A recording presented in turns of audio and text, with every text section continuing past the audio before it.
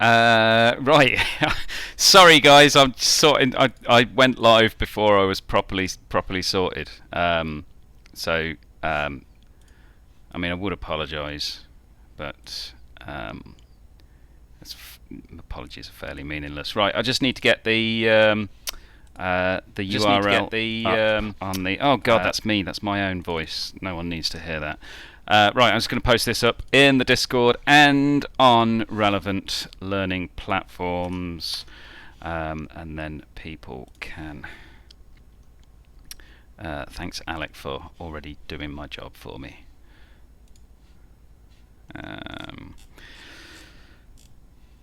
10D, here we go. We are live here, and that can also go to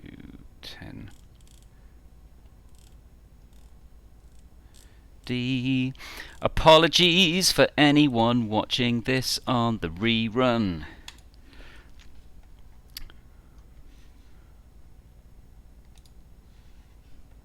Bum bum bum bum bum bum. Where is the video capture device? Yes! Right! How's it going? Are we good? Think we're good. Right, I am... who needs the rerun? Anyone that doesn't tune in now. Okay, so as you've had some time to ponder the question, which is on the... My chair's just broken. That's better. You've had some time to ponder the question on the screen there. This refers back to the stuff that we did last lesson. What is the easiest way to protect data on a computer from attacks originating from the internet? The easiest way. Are there Easter eggs now? I have not. I can make some Easter eggs. Yeah. Although at the moment I haven't put any Easter eggs in because I've been tied up with other things. Don't worry, the Easter eggs are coming. They're coming. Keep looking. So I'm just having a quick scroll back up through the list here. I've just remembered as well. There is one thing that I forgot to do, and that is now being done. He says. Although there is one more thing that I need to do, and that is post this on my Year 12 Google Classroom, just in case. Just in case.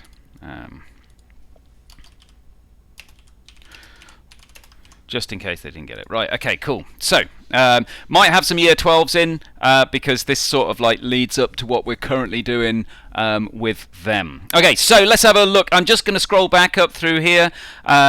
We've said, Alec already did it. Oh, yes, thank you, Alec. House point for you there.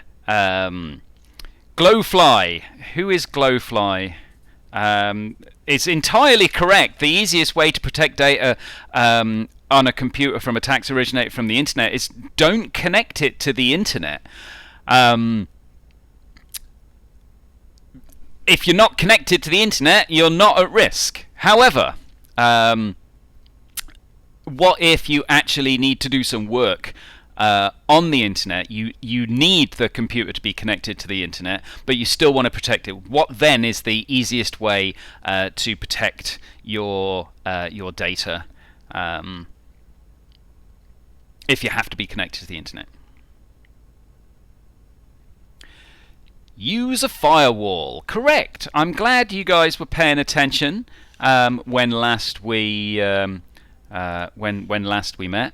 FYI, if you're in the Discord, you might want to hop on voice chat. I'm not in voice chat because there's obviously going to be a little bit of a lag between the stuff that I say and what actually happens on the YouTube. But if you're in the voice chat, it means you can easily communicate with each other to discuss some of the questions. Otherwise, just get chatting in the general, not general, in the serious business channel. Okay, so we're we're all of the same opinion. The easiest way of protecting data on a computer from attacks originating on the internet is use a firewall, or yes, a Flammenwerfer. If that's your thing. Okay, so here's another question which is not on the presentation here. Let's assume we've got a firewall, right? And the person we're communicating with also has a firewall. Both of our individual computers are safe. What must we also do to ensure that data doesn't get intercepted along the way and read? What must we do?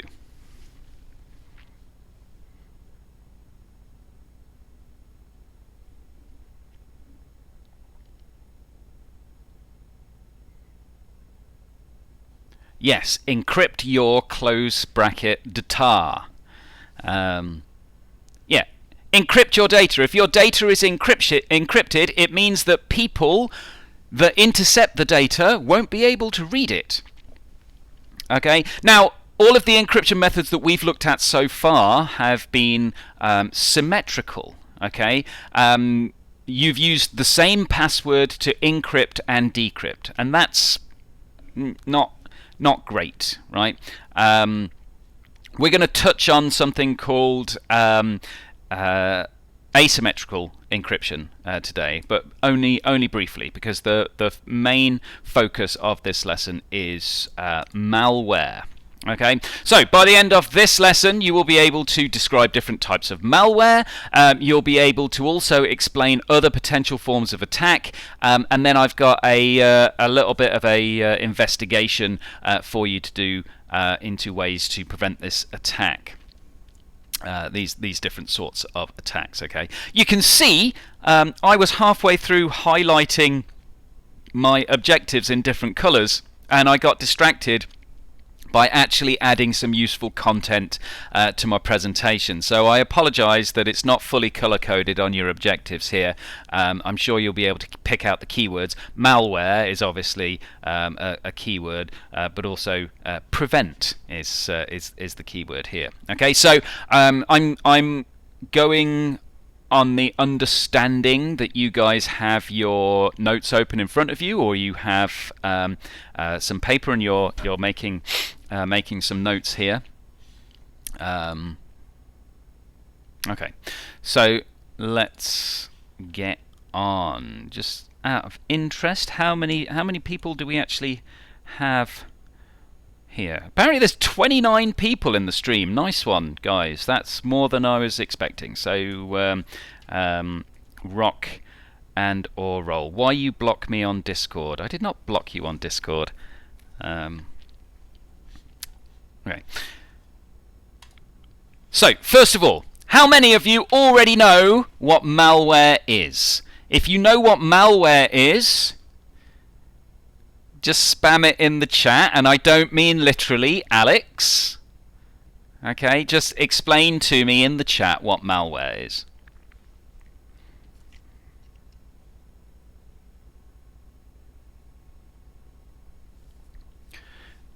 A virus thing. Bad stuff on your computer. I mean, yeah, yes, but there's bad thing, dark thing. There's a little bit more to it than that. Malicious software, says Luke. A virus which breaks things on your computer. Viruses, etc., that are bad. Something that is harmful to a computer system. Software just does damage to a computer system. See, now we're getting to the meaty explanations here. Many of you have mentioned viruses. Viruses are just one form of malware. There are plenty of other forms of malware, and we're going to have you guys need to know about 4 of these different things. So yeah, Trojan Horse is one of them. Okay, the Fortnite launcher. It's not really malware. Although there are things like, I don't know if any of you have ever installed some software off the internet, which has been legit software, but in the installation, you've just click-spammed through next, and it's installed something like the Google Help Bar or something on your web browser, and you have all these extra buttons on your web browser. That in my mind, is a form of malware because it doesn't need to be there. And although they argue that it was installed with your consent, it doesn't. It's not really that good. The Seneca pop-up ads, yeah. Okay, right. Malware, by the way, malware does not look like this. Yeah, it was my rad pointer. Malware does not make your phone have green code and a skull and crossbones on there. I mean, you might write a virus which just automatically writes that stuff to the screen, although usually they're a little bit more insidious. Okay, so malware, I've color-coded this page. Mal is short for malicious.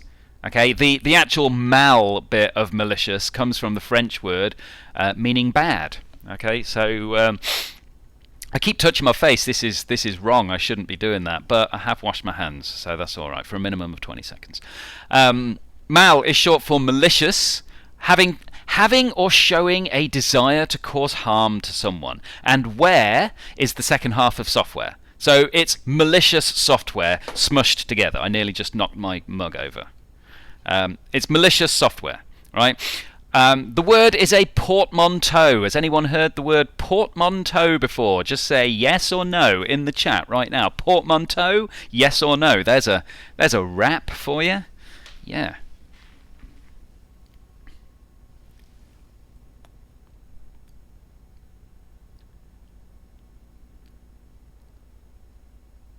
No problem, says Tommy. Anyone else heard or not heard the word portmanteau? No.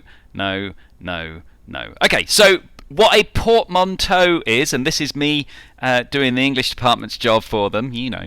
A portmanteau is a word which is made up of two other words, either just mashed together, both of them next to each other, or bits of the words taken and smushed together. Like if you get free tickets, like this free ticket here that I got from Cineworld when I watched Spider-Man Into the Spider-Verse, and my viewing pleasure was disrupted by some rowdy youths who were ejected. They restarted the film and they gave me this. You might say that this is a fricket, free ticket, fricket, portmanteau. Okay, it's not a computer science term, and it's probably not a word that you'll come across that often, but add it to your vocabulary and use it today. Big fan of the portmanteau. Yes, Tommy, I said your name. Senpai noticed you. So malware is malicious software. It's software specifically designed to cause damage to a computer. Now, when I say damage, I don't necessarily mean actually wrecking the hardware, causing your computer to blow up. I don't even necessarily mean deleting data. Right? That damage, it might be setting your computer up so that it can transmit data to a third party across the internet, for instance. Okay? Big fat O.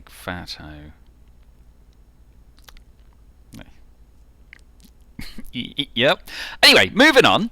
Right, there are many different types of malware. There are 4 types of malware that you need to know about for the GCSE. Okay, what I'd like you to do here is just go and find out what those different things are. Okay, see if you can just find a brief description, right? And then in your own words, choose one of them and write the description of that in the chat.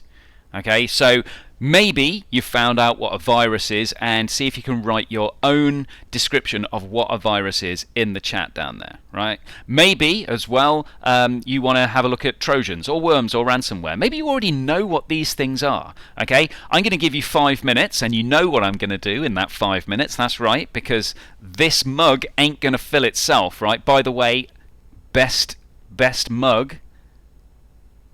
Thank you to the person that gave me this mug. You know who you are. So go and find what those things are. Post them in the chat. I will come back refreshed with some coffee. Yeah, and then I will have a look at what you've got. Okay, take about 5 minutes.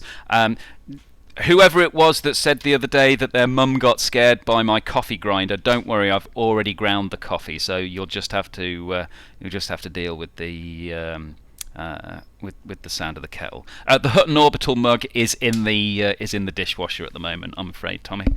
Right, back in a sec, or 5 minutes ish. Check out my rad T-shirt, yo. Pretty neat.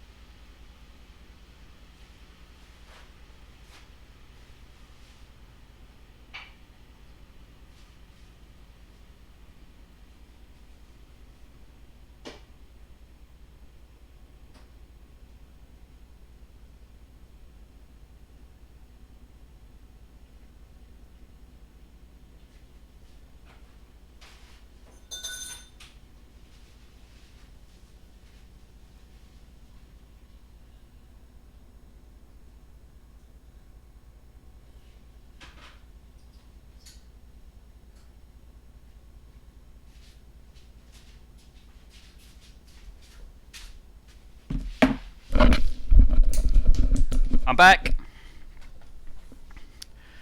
Right, let's have a look and see what you've got. I can see there's a whole bunch of stuff that people have written in here.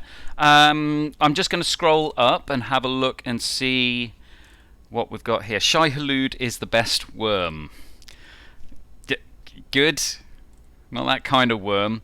Right, so we've got self-replicating malicious software is a virus. Yeah, I'll go. That sounds pretty good. A worm, something that moves around your computer and harvests data.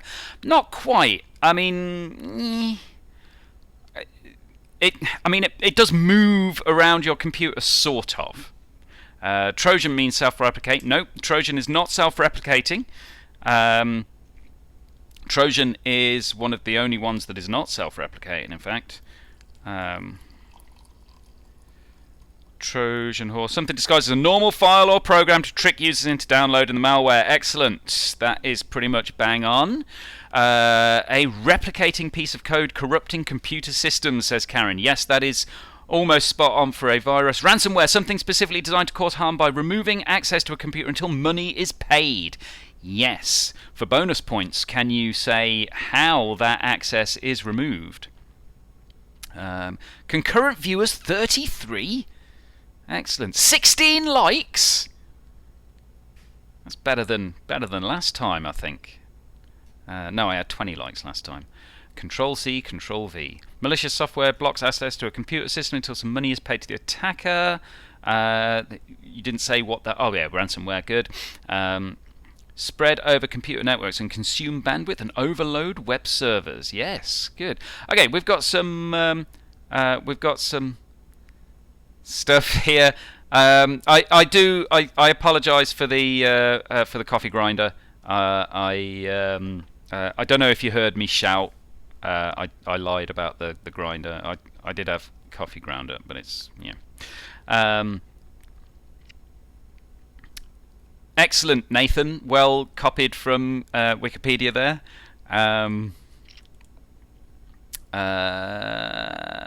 Right, okay. It's based off Trojan Horse, so it pretends to be something it's not to bait people. Yes, that is how a lot of ransomware attacks happen. Okay, we've got some good answers there. What I'm going to do now is I'm going to go through each of these things so that you can make some, you can get some notes down regarding that. Can we hear it more? What do you want me to stream me running my coffee grinder? Maybe not.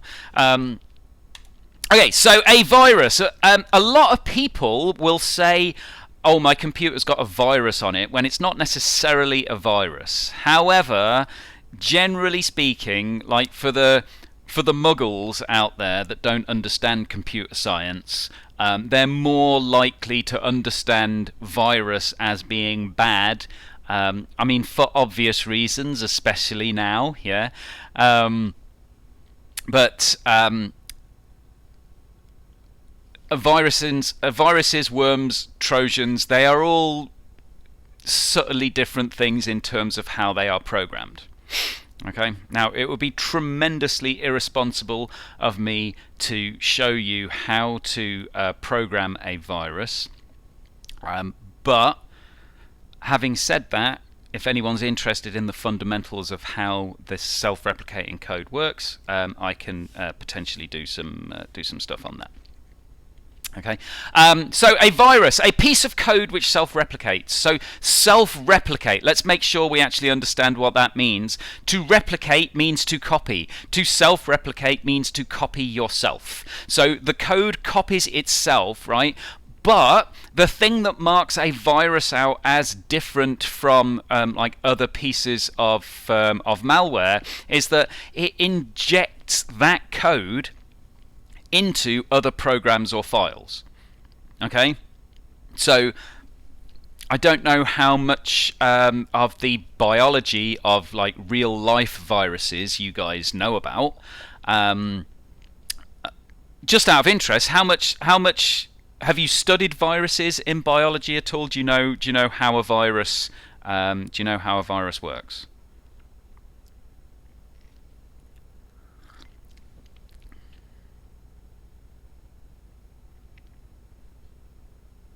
And they never said anything ever again.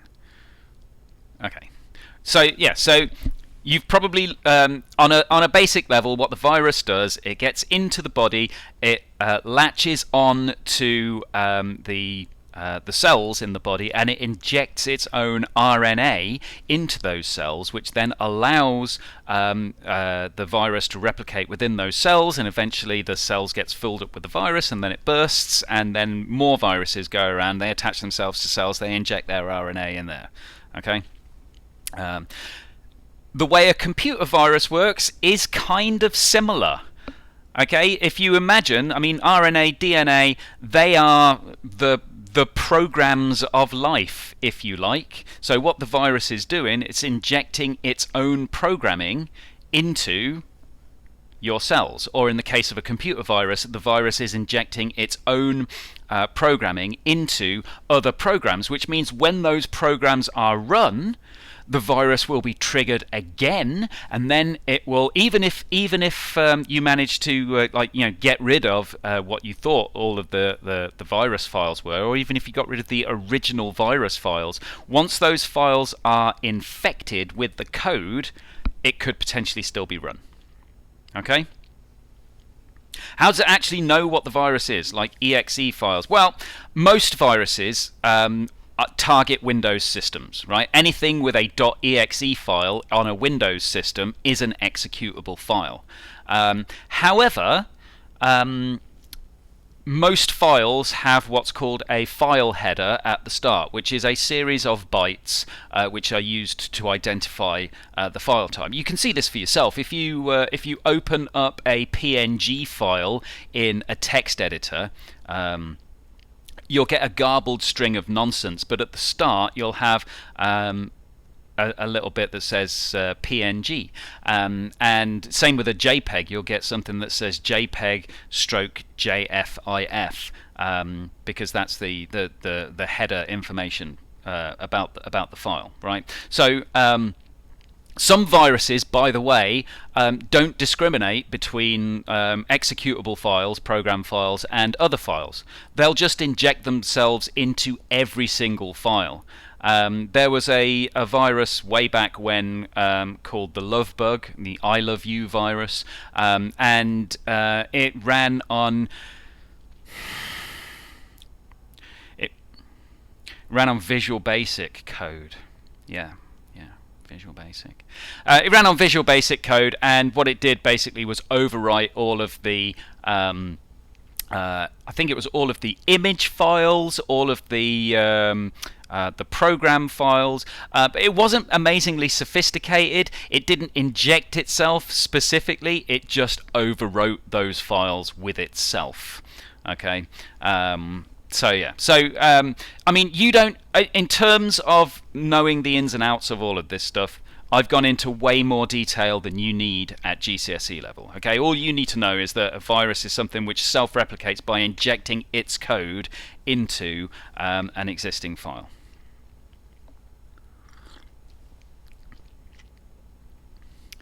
What's this like battle going on in the comments here? No one loves me. That's all right. No, love doesn't exist. It's not real. It's fake. Okay, so just answer yes or no. Are we clear on what a virus is?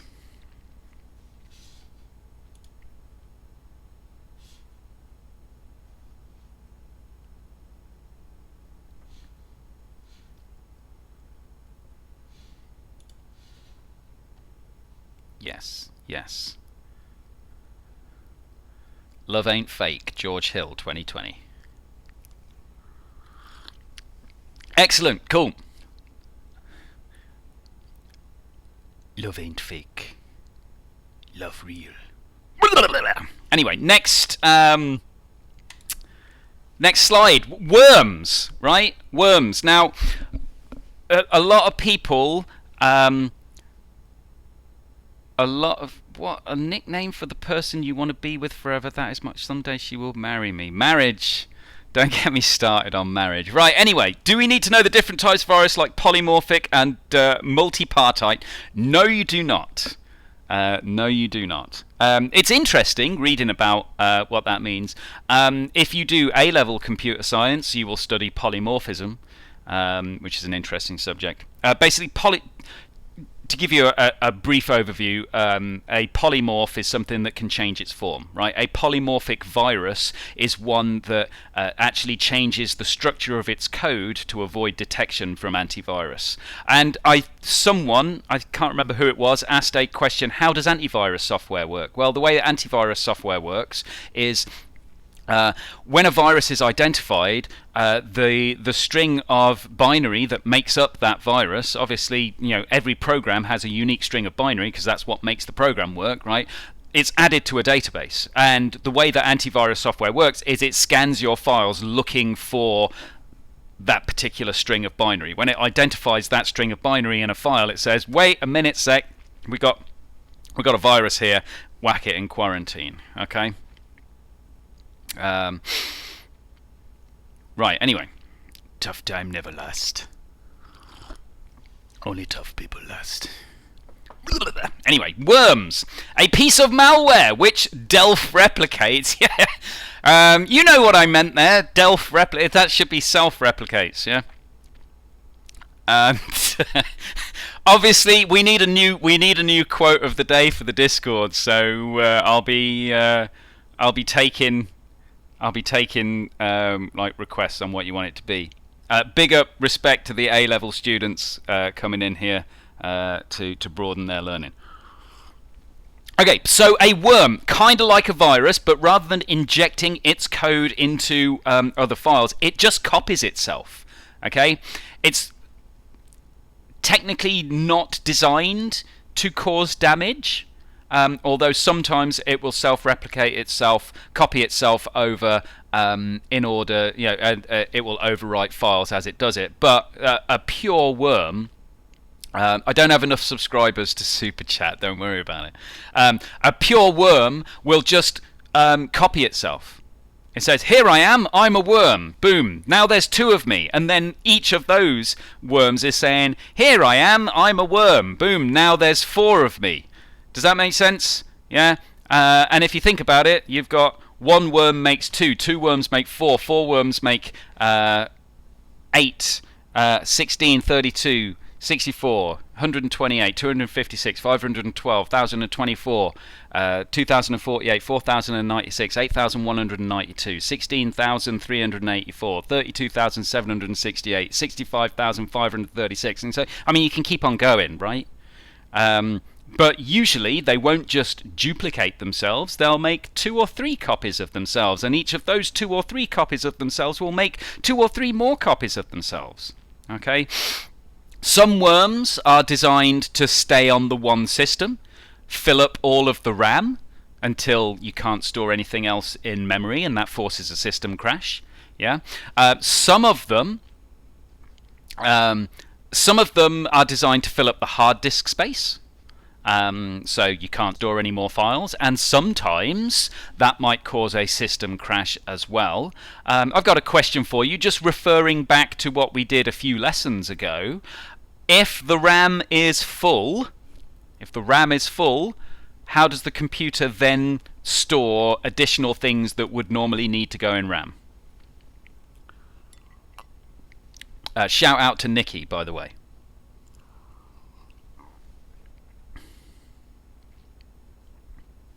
Right, let's not say VRAM, because VRAM is short for video RAM. That's what I'm looking for, virtual memory. Virtual memory. Don't call it VRAM. Although I do know that you meant virtual memory. VRAM is not the abbreviation that we would normally use. Okay. And also we don't call it virtual RAM because it's not. It's complicated, shall we say? But yeah, virtual memory. We use virtual memory. Yeah, VRAM is for graphics cards. Because remember, it's not RAM. You're storing bits of the memory on the hard disk. So here's the question for you. If the RAM is full and this worm has also filled up the hard disk, what does the computer do?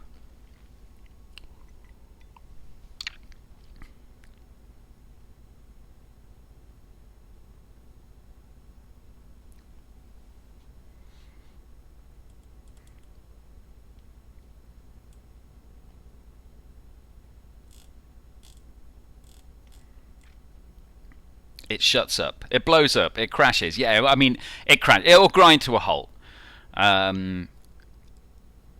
You maybe I'll post a little program that you can run on your computers at home to show this actually happening. Not fill up the hard disk, but fill up the RAM until your computer grinds to a halt. Use responsibly, I shall say. Not going to do it now, though. Not in the middle of this, right? So it's worth noting, even though a lot of worms will also be set up to cause damage, even if a worm is only set up to replicate, i.e. not specifically cause damage, it can still bring a computer system down. Okay? Yes, a fork bomb will do it. It's worth noting, even Linux is susceptible to fork bombs. So, just saying. Are we clear about worms? Do we get worms? Y or N?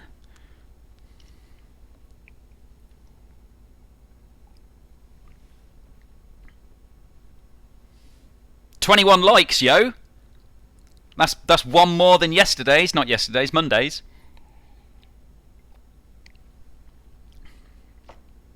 Cool bananas. Looks like we all get worms. That came out wrong, didn't it? Good. George, don't post fork bombs in the chat, or I will come round your house and hit you with a spoon. Right.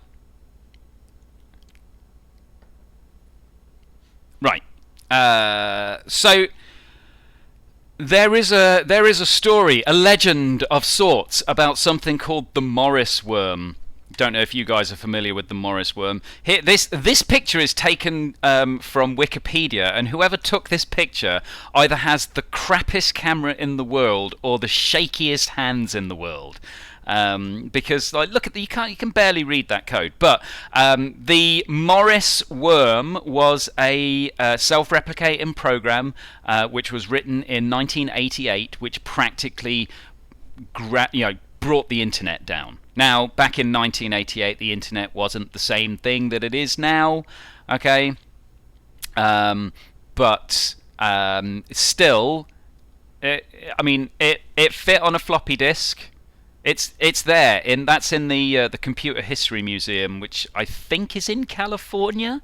So school trip, maybe, yeah. It says if you can't read the text, it says this disk contains the complete source code of the Morris Internet Worm program. This tiny 99-line program brought large pieces of the internet to a standstill on November the 2nd, 1988. The worm was the first of many intrusive programs that use the internet to spread. Okay. I mean, you don't need to copy that floppy. It copies itself, right? It's a worm. This was. It was not. You can read all about the Morris worm on the Wikipedia Morris worm page. In fact, I'll just find you that page. I'll post it in the chat. Morris worm. I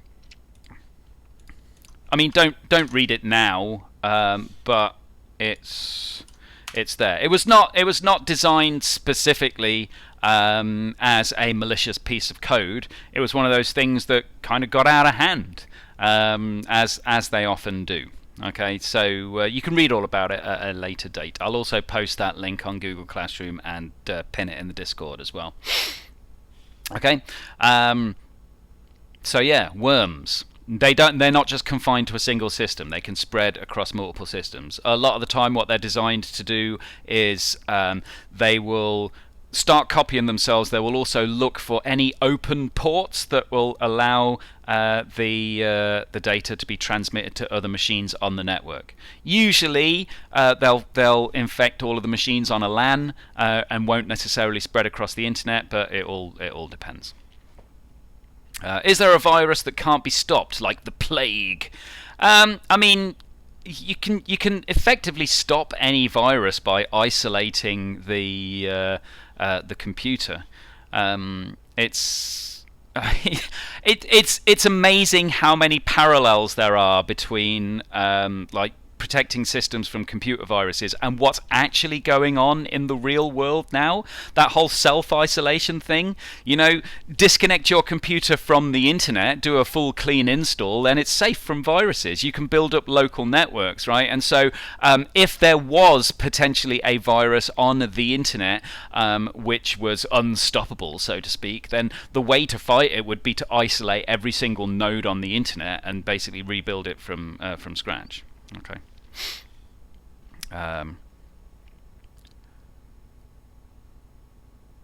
Is Prince Charles died?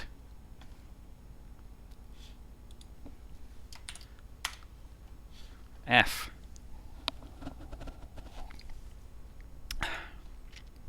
Right, ransomware. What do the virus makers get out of it? That's a good question, George. A lot of them do it for... A lot of them do it to see if they can. I mean, you're a computer programmer, right? You know what it's like, how good it feels when you set out to do something and it's successful. Sometimes they will do it to try and cause as much damage as they can because they are not necessarily great people, or maybe they are all they want to do is just like watch the world burn. Some of them do it to try and get rich, gain money. There's a number of different reasons. Yeah, but yeah. Right. Let's stop the spread of misinformation here. Because that spreads like a virus. Yeah, okay. In my defense, in terms of the spelling, right, I am incredibly tired and incredibly stressed out, as you can probably imagine. But thank you for pointing out the spelling mistakes, because at least I know that you're reading it and you're on your toes, right? So ransomware. What a ransomware program will do is encrypt all of the data on your computer. You'll usually get you'll log on to your computer and then you'll get a box that says, "Oops, your files have been encrypted," or something like that. I've got a screenshot, a couple of slides on. I know I'm smiling when I say this. It's actually really bad. Because the encryption that they use to encrypt your files, you can't crack it. You can't. And before you start thinking, well, just write a brute force algorithm to crack it. Well, usually they put a limit of, you can only enter the password 3 times, and then I'm just going to delete it all. So brute force ain't going to work there. You can also sometimes find a time limit attached here. So they'll say, right, you can have your files back as long as you pay us this amount of money within this amount of time. If you don't pay us this amount of money within this amount of time, we're going to delete your files. Usually they will ask for payment in Bitcoin. Are you all familiar with Bitcoin and other forms of cryptocurrency? Just a yes or a no.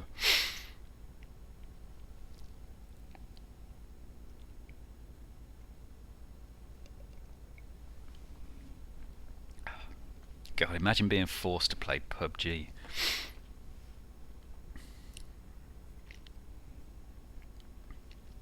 Okay, so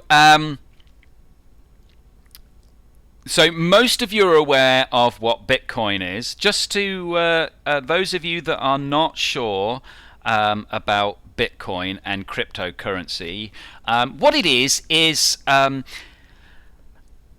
some very complex maths are performed to keep track of how many of these little bits of information are out in the world, right? And it's used as a form of currency, right?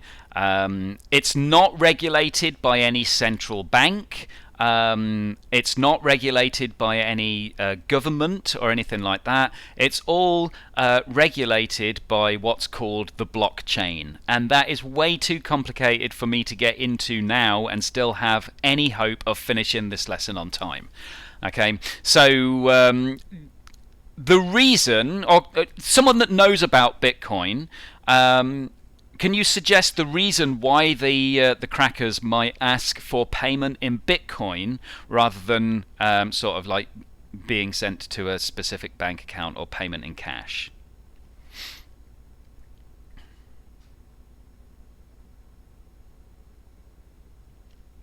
Yeah, untrackable is the main reason. Bitcoin's anonymous. Cryptocurrency is anonymous. Okay. If you pay in Bitcoin, there's no record that transaction ever happened. That's why people buying dodgy stuff off the dark websites like the Silk Road, when that existed, would often pay in Bitcoin. People buy drugs in Bitcoin. People buy slaves in Bitcoin because that's still a thing that happens. Yeah, I mean, I'm not a massive fan of cryptocurrency. And a lot of the reasons for that is that it's used for such terrible, terrible things. Not that it's only used for those things, but also in order to maintain the whole thing, you've got to have computers running, which means there's always an energy cost associated with it, which to me seems a little bit dodgy. Yeah, so those of you interested in things like cryptocurrency and Bitcoin mining and stuff like that, maybe I'll do a separate stream a little bit later on. If you're interested in that, just a short one, because I don't want to get too sort of like off topic here, but I can go into the ins and outs of exactly how that works. So if that's what you want, just let me know, and I'll do that. Okay. So ransomware. Back to ransomware. Your computer data will be fully encrypted. You'll get a message like this: "Oops, your files have been encrypted." You'll notice on here, look, there's a time limit. And that's not 23 days, that's 23 hours. Okay? So the first limit, payment will be raised within this time limit. Your files will be lost within this time limit. So you got 2 days, 23 hours there, or 6 days, 23 hours there. Yeah. You'll notice they want payment in Bitcoin. They want $300 worth of Bitcoin, right? Let's just say, for instance, you got hit with a crypto virus, like ransomware virus like this, just by saying yes or no, you want to get your files back, you've got some really critical stuff, do you pay the ransom or not? Pay the ransom, get your files back. Don't pay the ransom, lose all of your files. Bearing in mind that all of your most important business stuff is there. You're going to be financially ruined if you don't pay this. Are you going to pay it, or are you not going to pay it? And for bonus points, why not? Or why?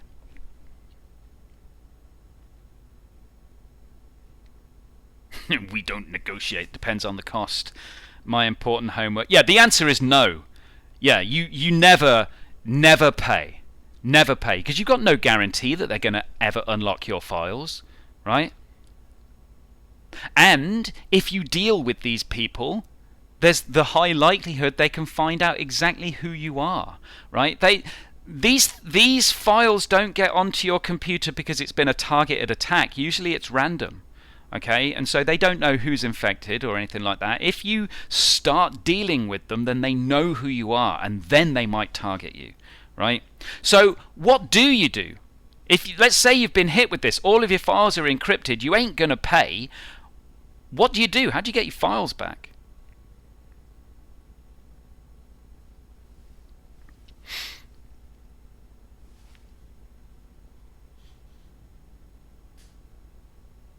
Infinite money glitch in real life. Has anyone said? I think someone's already mentioned it. How do you get your files back?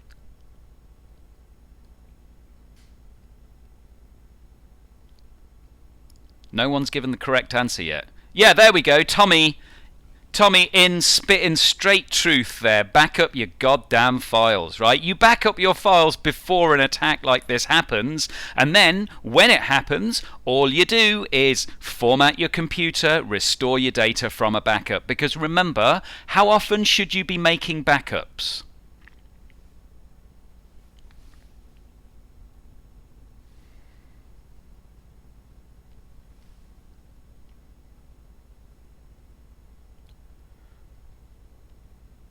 Yeah, how often? Well, every week, every 2 weeks, that's how often you should make full backups. Not every second, that's a little bit...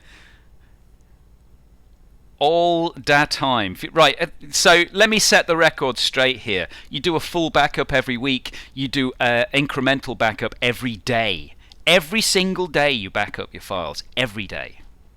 Okay, what's the difference between an incremental backup and a full backup?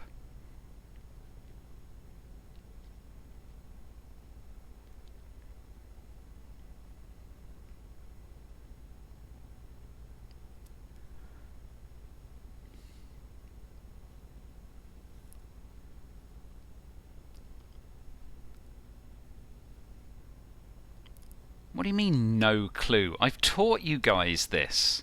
Full backup is all of it. What is it in this case?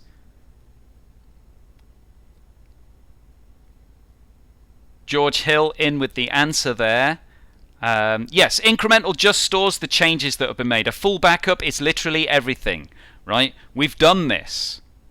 Yeah, if you don't know that, you might want to update your notes. Okay, so a full backup should be made every week. That's literally everything, and then incremental backups every day with just the changes that were made that day.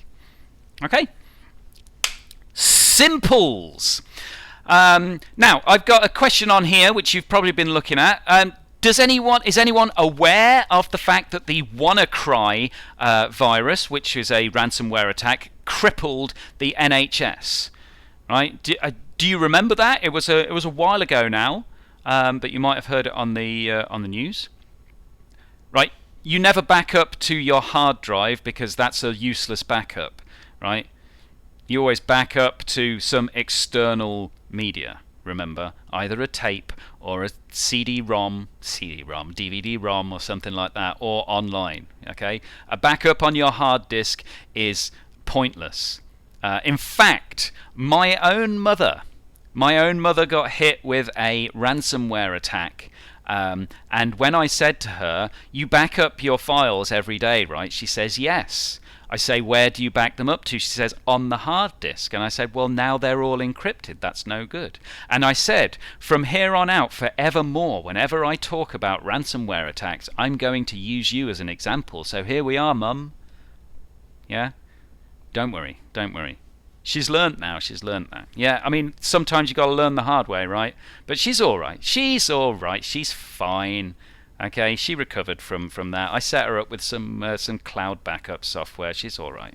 Yeah, George has already heard this story, but there you go. Anyway, so yeah, always back. Does she watch all your videos? Unlikely.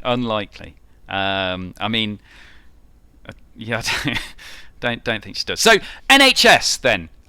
If you remember, the NHS got hit with a ransomware attack. What was the security flaw? Why was the NHS susceptible? And I'll give you it wasn't people this time. Well, it kind of was people, but indirectly. Okay. What was the problem? How did the virus manage to get in? Does anyone know?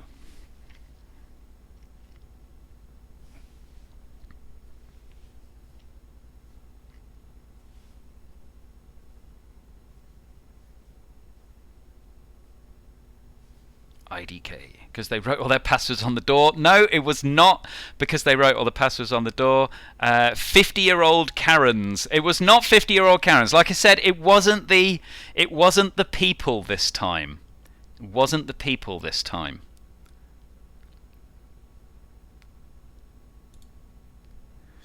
I mean,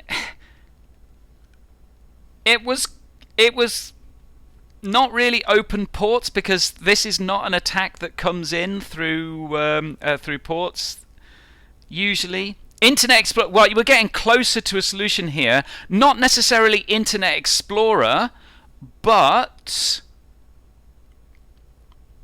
something made by the same company.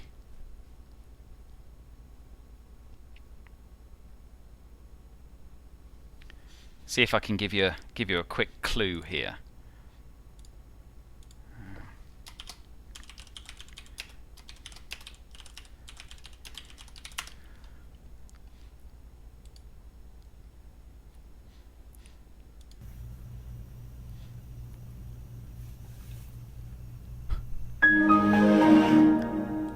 Did you hear that? Yes, they were still using Windows XP. That is the answer. They were still using Windows XP.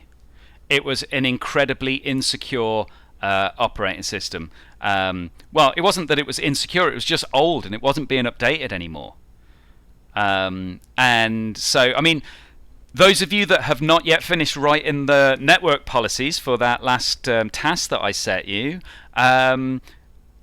replacing the operating system with a up-to-date maintained operating system is one of the things that you can do to ensure policy. But okay, so here's another question for you then. Not to get too political, but why do you think they were still using Windows XP?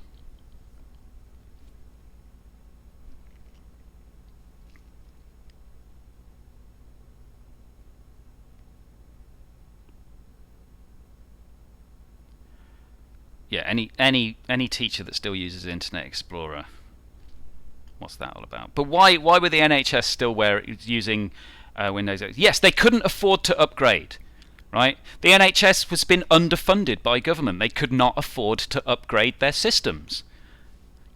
Okay, that's what it was.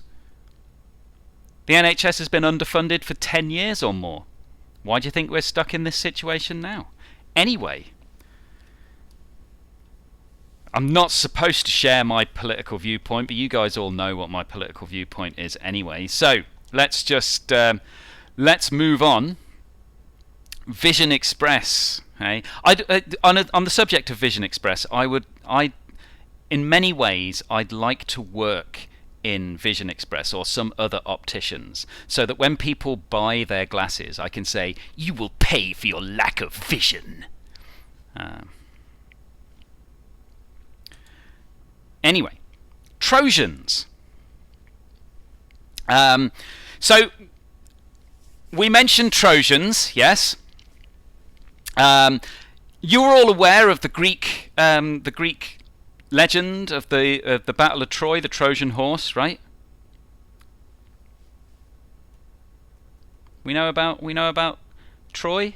You know what that is? You guys. Horse. I mean, there's more to the story than that. You know, what's the story of the Battle of Troy? Horse. Stabby myth. Right. Okay. So for those of you that do not know, you uncultured swine, the story of the Trojan Horse. Right. There's a city called Troy. Yeah. And there's been a lot of fighting between the Trojans, the people that live in Troy, and the Greeks. And there's been a bitter siege, and Troy has held off from attack for a long, long time. And then one day they wake up in the morning, and the Greeks have gone. They've just disappeared, and they've left a gift for them, a gift of a giant wooden horse. Okay, and so the Trojans think, oh, those Greeks are all right, man. Why were we even fighting them? Look, they've gone and they've left us this gift. What should we do? And so they wheel the horse into the city, and they're like, oh, man, here was us fighting those Greeks. They're bros, man. We should have just let them in. And then, of course, they go to sleep, and in the middle of the night, the horse is filled with Greeks, isn't it? So they all come out of the horse, and then they go and kill everyone. And that's the origin of the phrase, beware Greeks bearing gifts. Okay? So a Trojan, malware, Trojan, is something that masquerades as legitimate software, but when that program is run, the payload is delivered. Okay? It's the same sort of thing.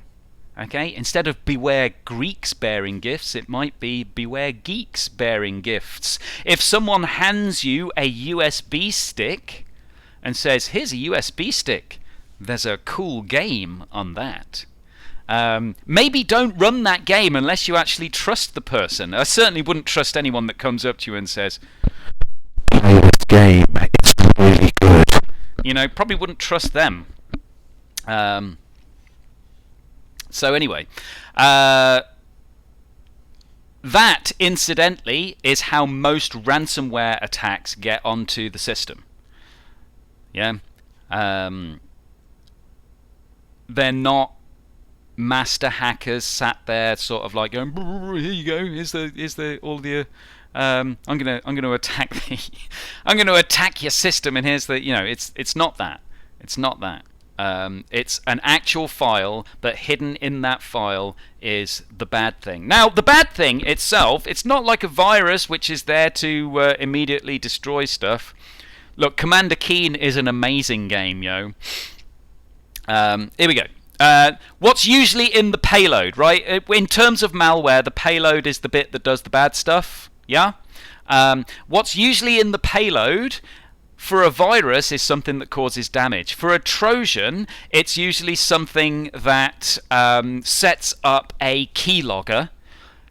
Yeah, so it can see what you're typing and it will broadcast that information to Master Cracker over in his deep dark lair. Some guy with a laptop and a ski mask. Or it might set your computer up as part of a zombie node on a botnet. Okay, now don't worry if you're not sure what a botnet is, we will get onto that. Okay, so a lot of the time when you run a Trojan, you won't actually notice anything different. The best Trojans don't cause your computer to slow down or anything like that. They're stealthy. They run in the background, sending this information out. Okay, so there we go. Bell rings. What? Bell rings? Don't know what that means. There's a skull and crossbones on the cartridge. Yeah, watch out for that. Put on a ski mask before you run it. Okay, so we've been live for a reasonable amount of time now. We've been on for about an hour. Now, there are other forms of attack that we need to go over. Okay. We've covered malware, right? You also need to know about these things: data interception, denial of service or DOS attacks, also distributed denial of service or DDoS attacks, which I had hoped to cover this lesson, but we'll probably have to do it Friday now. SQL injection and brute force attacks. Okay, but you're already familiar with brute force, but we'll get on to that. Okay. How can you check if you've been Trojaned? Most antivirus software will also check for Trojans as well, right? The best way of being safe all the time is whenever you're about to run a new file that you've obtained either on a USB stick or downloaded via the internet, make sure you scan it with your antivirus software. Those of you that are not running antivirus software really need to get on it and get some antivirus software installed. Okay, don't care what it is. Well, I mean, get some good antivirus software installed. Like Bitdefender. I'm not sponsored by Bitdefender, I just think it's good. There's tons of free antivirus software up there. But the other thing as well you need to remember with your antivirus software is keep it up to date, because new viruses are coming out all of the time. Okay, and if your antivirus software is out of date, it will not pick up the newer viruses. Okay. I mean, I like Bitdefender and it's free. Okay, so what can I say? But there's also AVG, there's also Avast as well. I probably wouldn't use McAfee because in my experience that has only ever slowed things down. Same as Norton as well. I'm inherently distrustful of stuff that comes preloaded on lots of computers because it's usually crap. So there. I mean, and also any software that requires guides on the internet on how to uninstall it, in my mind, that's malware in itself. Okay. So do not scan zip files as they're hard to scan. You should still scan them. Just because they're hard to scan doesn't mean you shouldn't scan them. They'll take longer. Sure, but the thing is, how else are you going to... I mean, most antivirus software will be able to scan the individual files within the zip files. So there's that. Bitdefender made by Romanians. Is it? I don't know. But anyway, yeah, so... if you write anything, you need Grammarly and Raid Shadow Legends, etc., etc. You know the score, the Legend 27. Right, so we've been on for an hour. Obviously, I don't want to bore you guys with another hour of computer science. So I'm gonna call this lesson to a close now, and then what we will do is next. I think Friday is the next time we're scheduled to do anything. So on Friday, I'll do the video about the other forms of attack: data inception, denial of service, and those brute force attacks and whatnot. Okay. As just before I sign off, though, has anyone got any questions, or is there any bits that I went over that you weren't sure of, or do you have any requests?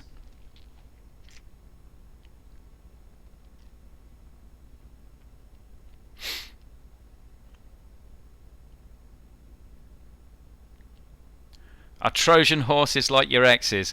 I mean, yeah, they seemed legit when I first invited them into my house. Then they turned crazy.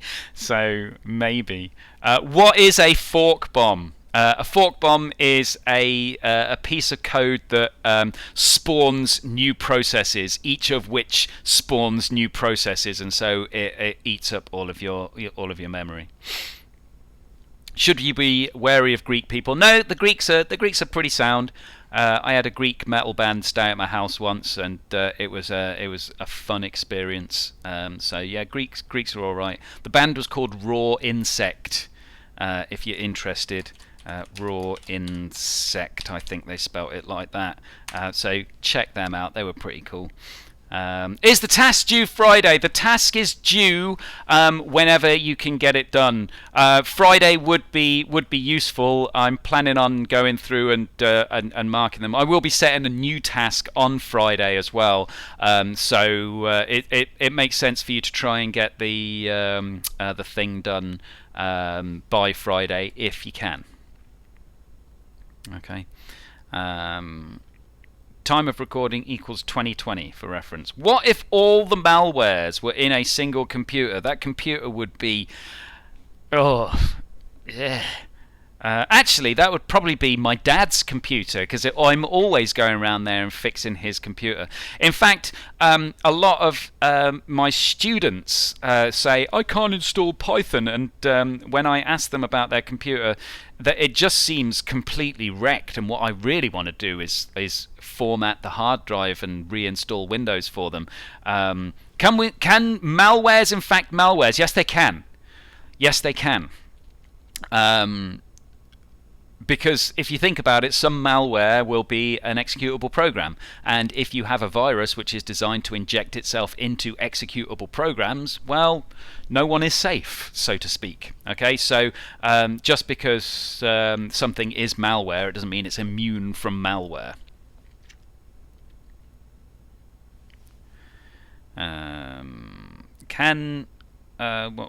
Insert meme of guy shooting himself.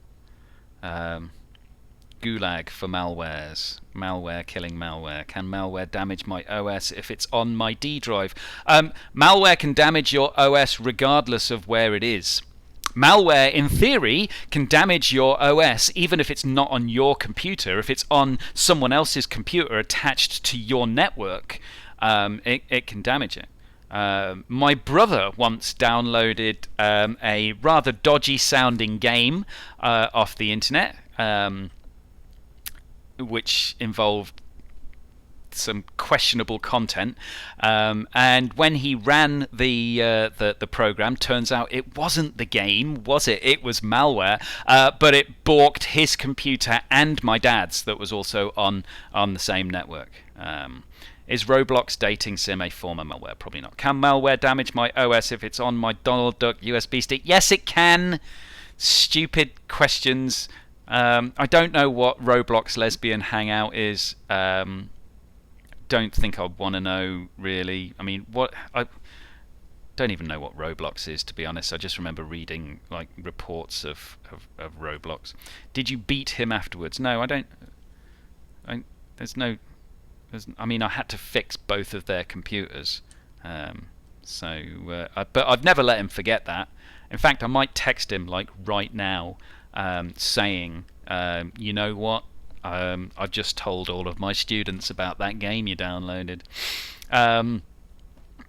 I don't need to live stream Roblox. I think that would be the worst thing ever. Right, okay, so are Year 11 expected to do more work now? I mean, for Year 11, my expectation for you is to carry on learning stuff, carry on revising the stuff that we've already done.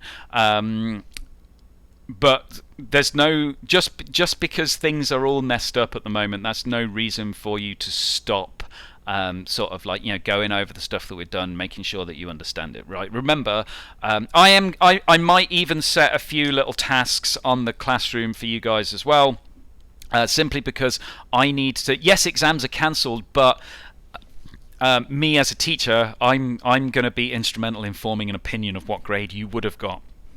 And the more data I have to formulate that opinion, the more accurate my prediction is going to be. Okay. Right. So, if there are no other questions,